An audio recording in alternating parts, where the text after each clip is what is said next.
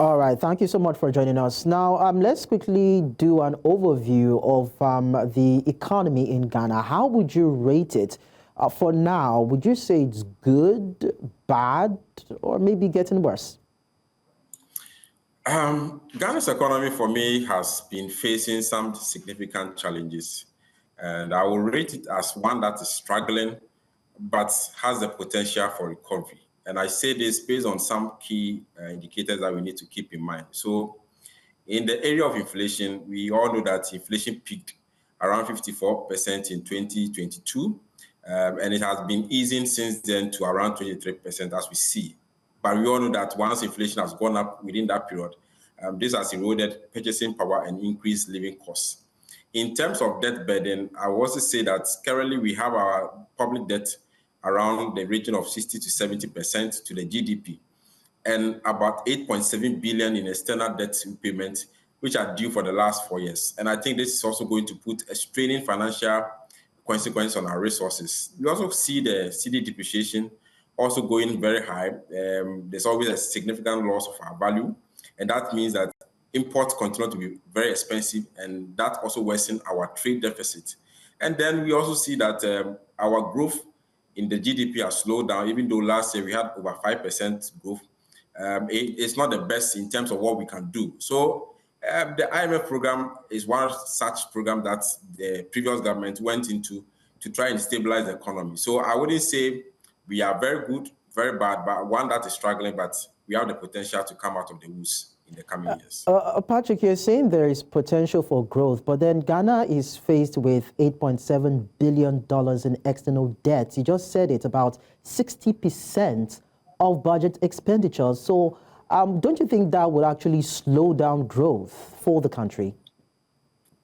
Yes, it has the potential of slowing down the growth of the country. But I think what the previous government and this government is trying to do is that they are trying to restore investor confidence in these challenging times. And they are doing that through a number of reforms. One of such is a debt restructuring that happened in 2023-2024. Ghana has made some progress in the restructuring of its domestic debt by reaching agreement with the bilateral creditors, which in itself gives a bit of comfort to government in terms of engaging in other projects. There's also the talk of fiscal discipline. Government's commitment to cutting spending and also revenue mobilization through the program has also been one that is putting some confidence in the investor community. Don't forget that the finance minister 2 days ago read the budget, and in the budget he tried to stay within the means of our tax that we are taking over the period. Then again, there should be clear communication. Government is trying to have clear communications around the debt management and the economic reforms that they are trying to put together. And that also helps to build trust. And then initiating some growth-oriented policies along the line. Policies that are geared towards, we all know, agriculture, the mining sector, energy sector, which potentially attract foreign direct investment to help boost the economy. So even though things may look challenging, looking at the debt portfolio, if government is doing some of these things, there are things that can quickly help to rebound the economy and get to the pre-COVID growth rate of 8% and 11% that we saw around 2019-2018. Let's talk about the economic reforms. Now, the finance minister, that is Forson, announced a shock therapy. That's an approach when it comes to spending cuts and tax removals. How easy will that be, and how well do you think that will stimulate growth? From where I sit as an analyst in the space, I see the shock therapy approach as both potential benefit and also a risk to the country. So in terms of the potentials, I mean, you look at the spending cuts and the tax removals that we saw from the finance minister. These are things that can help reduce the fiscal deficit, stabilize the currency, and also help to lower the inflation that we always battle as a country.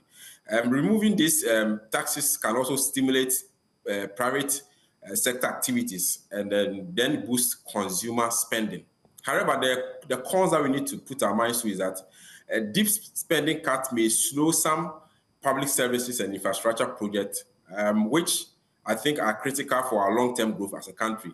And this can also lead to some unemployment and social inequality. If you listen to the finance minister, he mentioned that there's going to be a freeze on employment into the government sector. And this is something that if it it goes on for a very long time, it leads to high unemployment rate for some sectors of the economy that in the past we thought that they were very stable for job improvement. So I think that the fiscal consolidation is necessary, but it must be balanced with targeted social spending and investment that will channel into key sectors to avoid stifling growth. And I think that a phased approach to this particular shock therapy is one that I would suggest so that it will be more sustainable over the period.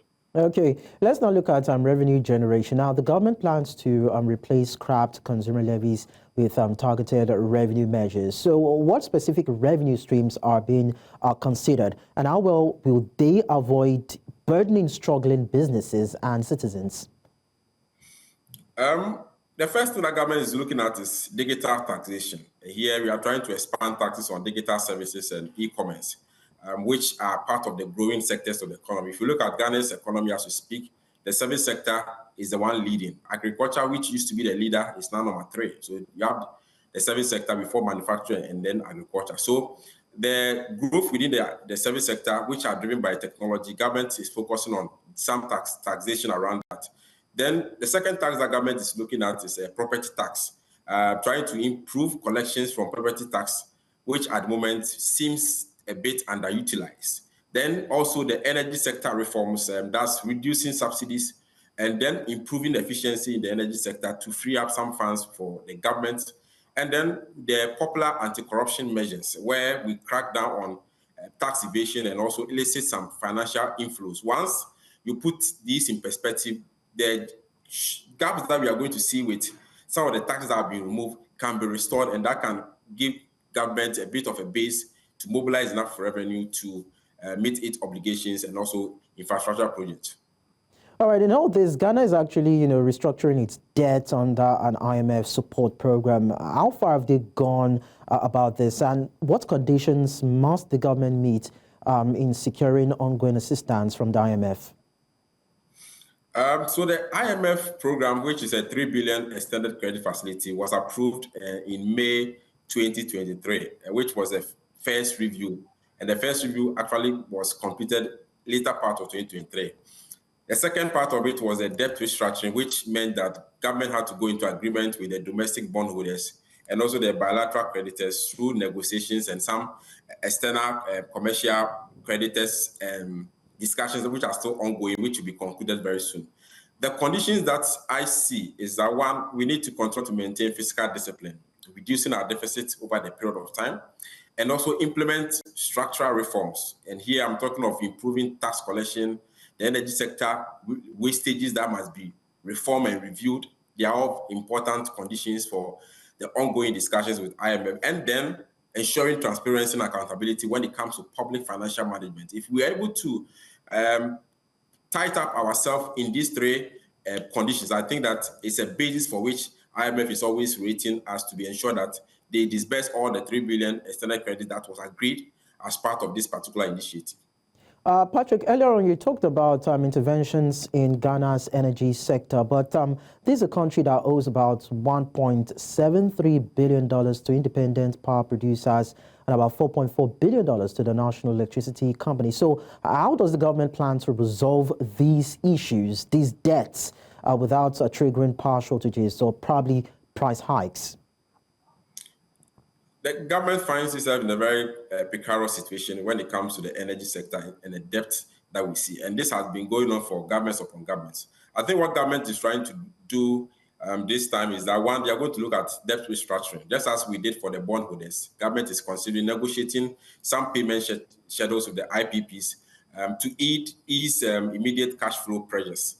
The second thing is the tariff adjustment. Here, that's the gradual increases in electricity tariffs to reflect the cost while trying to protect low-income households. What it means is that those who can pay more will pay more, and those who cannot afford will continue to maintain the levels that they are. And that's the tariff adjustment that government is looking at. Then the overall energy sector reforms, where we try to reduce inefficiencies in the system, such as transmission losses and non-payment by state agencies. We have a number of state agencies, departments that do not pay their bills to the national grid, and that means that there's always a gap in terms of revenue shortfall for the National Electric Company, which we call the ECG in Ghana. Then we should also be looking at diversification. Here, government should be looking at improving renewable energy to reduce over-reliance on expensive fossil fuel that we see at the moment. So once we're able to tilt the mix between the fossil and then the renewable energy, then government will not be able to bring down the cost that comes with managing the power situation in the country. Okay, let's now look at Ghana's cocoa sector that's been hard hit. I mean, what immediate measures are planned to revive this vital sector, and how will they balance debt repayments with farmer support?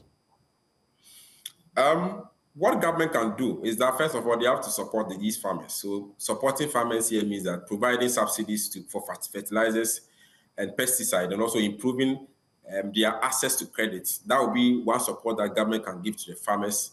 Then we should also be working on price stabilization. Here, what I mean is that they have to ensure there's fair prices for farmers to incentivize production. What we see now is that because the price may not be good for some farmers, some of these farmers channel their cocoa beans to neighboring countries like Cote d'Ivoire, which is a competitor for Ghana when it comes to the cocoa bean. So if that is done, then we'll be able to cut down on those smuggles that we see over the period. Then the disease control measures that government can do. Government will have to address swollen shoot disease, another threat to the cocoa trees that we've seen reducing our production over the last 4 years. Then the overall goal of adding value to the cocoa beans, and which I call the value addition. Here, government should help these farmers to promote local processing, and that will be able to help us to increase export earnings that we gain from cocoa as a component of our revenue in this country. All right, so earlier on you talked about the possibility for growth in Ghana's economy, and the government actually projected about 4% of GDP growth, aiming to cut inflation by 11.9%. Let's even focus on inflation, of course. Are there any targets achievable that can help the country deal with the issue around inflation, looking at the current economic headwinds it is faced with? These targets, I must say, are very ambitious, but they are achievable if we are able to build strong policy implementation.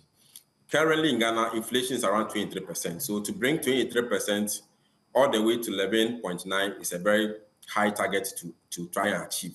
But there are some growth drivers. The growth drivers here is the recovery in the cocoa production, mining and oil export, which can help us to get the 4% GDP growth that we are looking at. Because last year, what really drove the GDP to get to the 5.4% was the mining sector. So if you're able to help the mining sector, then we can get the 4% growth rate.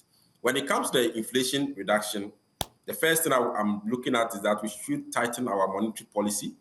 What we should try and consolidate our fiscal gains and stabilize the exchange rate. Once we're able to stabilize the exchange rate, that is a major driver for food inflation in this country, and that will help us to achieve 11.9 target.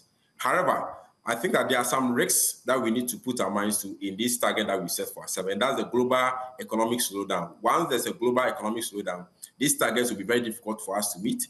Then there's high debt servicing costs, and then the energy sector that I've been talking about, the challenges around there. If we don't manage it, these can hinder our progress. But I think that these targets are very aspirational, but for me, they are something that if care is not taken, they will become unrealistic over the period. Well, this seems that it seems as though there is a lot of work that the John Dramani Mahama's administration will have to put his hands on. Well, I hope that it will be able to bring to bear these things that you've mentioned, so that we can see some sort of transformation in this pivotal, strong West African nation. Thank you so much, Patrick Abankwa, financial analyst and investment advisor, for sharing your thoughts with us.